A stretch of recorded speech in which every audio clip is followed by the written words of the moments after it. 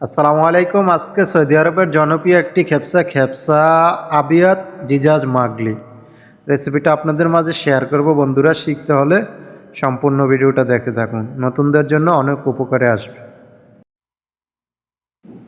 প্রথমে পাতিলের মধ্যে তেল দিয়ে দিবেন, ঠিক আছে। তেল দেওয়ার পর পেঁয়াজ রসুন দিয়ে ব্রাউন কালার করে ভেজে নেবেন, ঠিক আছে। ব্রাউন কালার ভেজে নেওয়ার পর দিয়ে দিবেন তেজপাতা, লং, এলাচ, দারচিনি। এটি ভালো করে ভেজে নেবেন, ঠিক আছে। নেওয়ার পর দিয়ে দিবেন 3 চা চামচ লবণ। আর এই জায়গার মধ্যে আমি কোনো মশলা অ্যাড করব না, ঠিক আছে।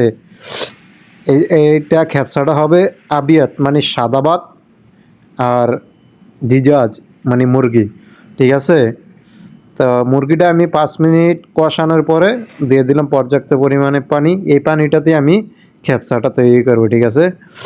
দিয়ে দিলাম একটা বোম্বাই মরিচ, 2টা লেমন আসাদ যেটাকে লবি বলা হয়। আমি আধা ঘন্টা ডেকে রান্না করব বন্ধুরা। আর এদিকে আমি 15 মিনিট চাউলটি ভিজিয়ে রাখবো, ঠিক আছে।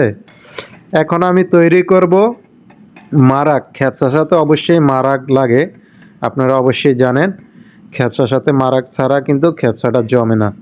তো খেপসার মধ্যে আমি ক্ষুদ্রা নিয়েছি, ক্যাপসিকাম গাড়া, আলু, গাজর কুচা, টমেটো, 1/2 চা চামচ লবণ, 1/2 চা চামচ মরিচের গুঁড়া, 1/2 চা চামচ হলুদের গুঁড়া, 1/2 চা চামচ জিরের গুঁড়া।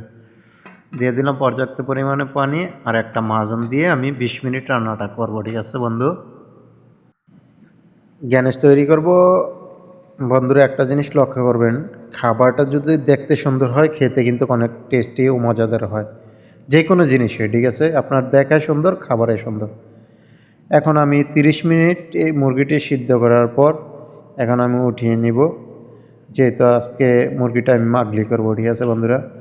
আমি যেই পরিমাণে পানি দিছি পানিটা একটু শুকিয়ে আসছে, এই কারণে আমি সামান্য একটু পানি অ্যাড করে নিছি। পানি অ্যাড করার পর আপনার ব্লক পর্যন্ত একটু অপেক্ষা করবেন, বলক আসা পর্যন্ত অপেক্ষা করার পরে এরপর আমি দিয়ে দিছি খেপসার চাউলটা, ঠিক আছে, 15 মিনিট আগে ভিজিয়ে রেখেছিলাম।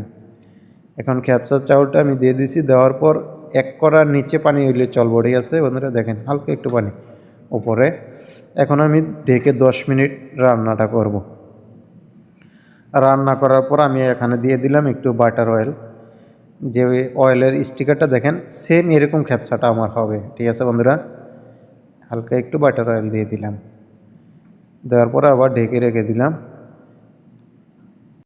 Almarai company butter oil. এখন মাগলিটা আমার কমপ্লিট হয়ে গেছে। মাশাআল্লাহ তাবারাকাল্লাহ। খেপসাটা দেখেন কত সুন্দর।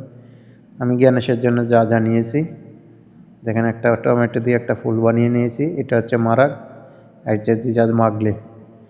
এভাবে আপনারা খেপসাটা পরিবেশন করবেন। মাশাআল্লাহ তাবারাকাল্লাহ। সবাই লাইক কমেন্ট করবেন।